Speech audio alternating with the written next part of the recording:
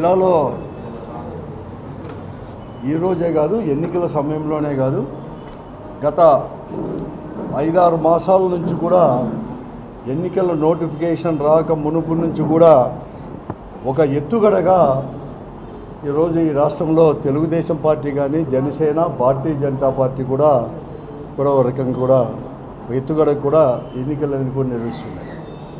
ముఖ్యంగా భారతీయ జనతా పార్టీతో పొత్తు పెట్టుకుని తర్వాత ఎన్నికల కమిషన్ అందరూ కూడా గుప్పట్లో కూడా తీసుకొని, ముఖ్యంగా ఈ రాష్ట్రంలో ఎన్నికల కమిషనే ఒక ఎన్డీఏ వారికి మాత్రమే కమిషన్గా కూడా ఈరోజు ఎన్నికలు కూడా నిర్వహించడం చేసి కూడా చాలా స్పష్టంగా కూడా, మరీ ముఖ్యంగా ఇటీవల ఎన్నికలు నిర్వహించిన విధానం కానీ ఇవన్నీ కూడా బాగా కూడా అర్థమవుతా ఉంది.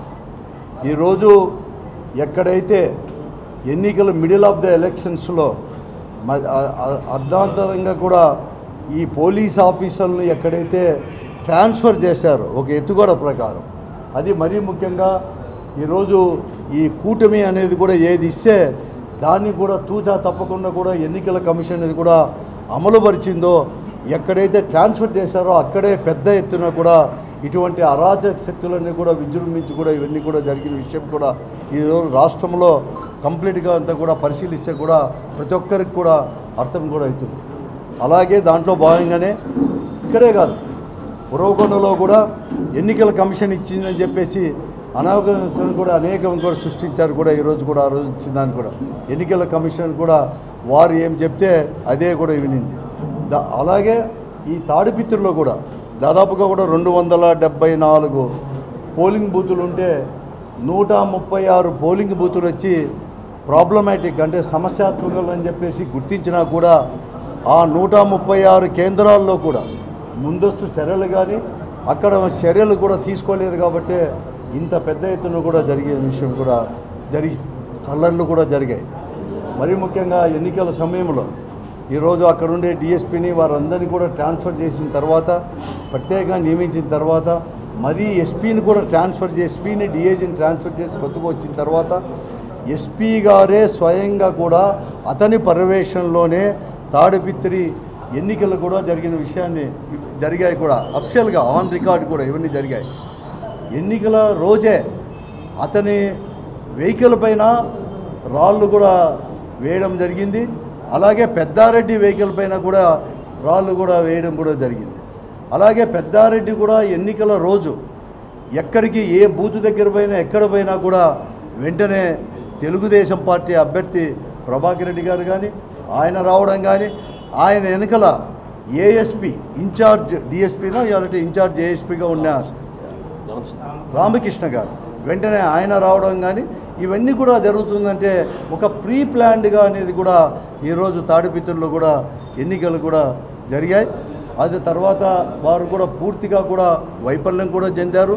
దాన్ని కంట్రోల్ చేయడానికి ఇవన్నీ జరిగిన తర్వాత మరుసటి రోజు కూడా అక్కడ పెద్దారెడ్డి ఇంటి పైన ఒక కాలేజ్ గ్రౌండ్లో ట్రాక్టర్లతో రాళ్ళు తీసుకొని వచ్చేసి క్రాకర్స్ తీసుకొని వచ్చేసి పెద్దారెడ్డి అంటే ఎమ్మెల్యే గారి ఇంటిపైన పెద్దారెడ్డి గారి ఇంటిపైన కూడా వేసినా కూడా ఎక్కడ కానీ చర్యలు కూడా తీసుకోలేదు. వారి యొక్క వీడియోలు అనేది కూడా చూస్తే ట్రాక్టర్తో తీసుకొని వచ్చిన పోలీసు వాళ్ళు కూడా ఇది ఎక్కడ చూసినా అన్నీ కూడా ఉన్నాయి. పోలీసు వాళ్ళు కూడా ఆ మాబు వెనకలే ఉన్నారు కానీ ఎక్కడ కానీ చర్యలు కూడా తీసుకోలేనివి కూడా ఇక్కడ కంప్లీట్గా కూడా పూర్తిగా కూడా అర్థమవుతూ ఉంది అని అన్ని రకాల కూడా ఇవన్నీ అందరికీ కూడా తెలిసేవి ఇవన్నీ కూడా ఇవన్నీ కూడా తీసుకొని వచ్చేసారు. తర్వాత ఆ పొద్దు రాత్రి కూడా పోలీసు వారే పెద్దారెడ్డి ఇంటి దగ్గర పోయారు. పెద్దారెడ్డి ఇంటి దగ్గర పోయేది కాకుండా రాత్రి వాళ్ళే స్వయంగా కూడా లైట్లు ఇవన్నీ కూడా కరిపేసి వాళ్ళ ఇంట్లో దూరి వారి భార్య శ్రీమతి గారు వాళ్ళ యొక్క భార్య ఉన్నా వారిని కూడా లెక్క చేయకుండా పక్కకు తోసి వేసే దృశ్యాలు కూడా ఈ వీడియోలో కంప్లీట్గా కూడా ఉన్నాయి. కాబట్టి మీకు కూడా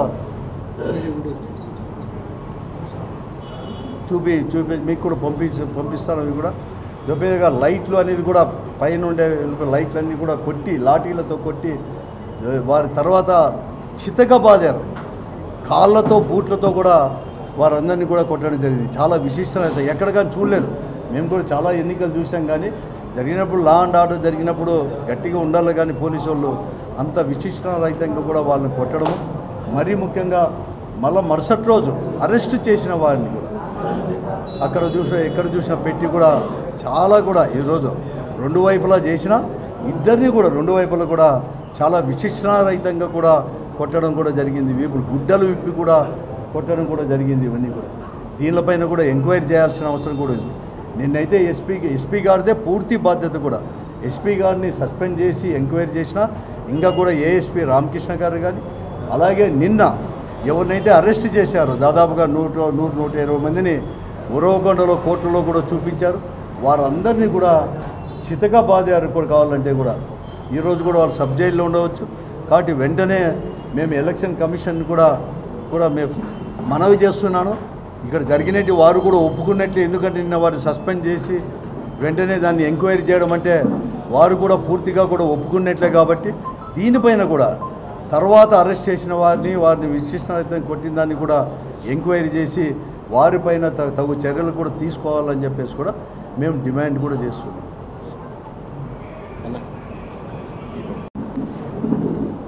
జగన్ గారికున్న ప్రజాదరణను చూసి భయపడే చంద్రబాబు నాయుడు గారు అవమానకరంగా బీజేపీతో పొత్తు కుదుర్చుకున్నాడు.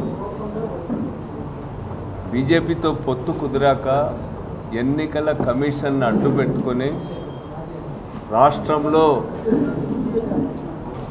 ఏ విధంగా అయినా ఎన్ని అడ్డదారులు తొక్కైనా సరే గెలవాలనేటువంటి ఒక పథకం ప్రకారమే చంద్రబాబు కూటమంతా కూడా పనిచేస్తూ వచ్చింది. దాంట్లో భాగంగానే రాష్ట్ర వ్యాప్తంగా జరిగినటువంటి ఈ దాడులు, ఈ అల్లర్లు కూడా అనేటువంటిది అందరికి కూడా అర్థమవుతుంది. ఇప్పుడు ఎన్నికల కమిషన్ చేతులు కాలాక ఆకులు పట్టుకున్నట్టు ఇప్పుడు అధికారులపైన చర్యలు తీసుకుంది. వాస్తవానికి ఎన్నికలు ఇంకా వారం రోజులు ఉన్నట్టుగా డిఐజీని ఇక్కడ చాలా అవమానకరమైన రీతిలో బదిలీ చేసింది ఎన్నికల కమిషన్. పురంధరేశ్వరి లేకపోతే చంద్రబాబు నాయుడు గారు, బీజేపీ గారు చెప్పితే చాలు బదిలీలు చేశారు, ఎస్పీని చేశారు, డిఐజీని అయితే లాస్ట్లో కూడా చేశారను.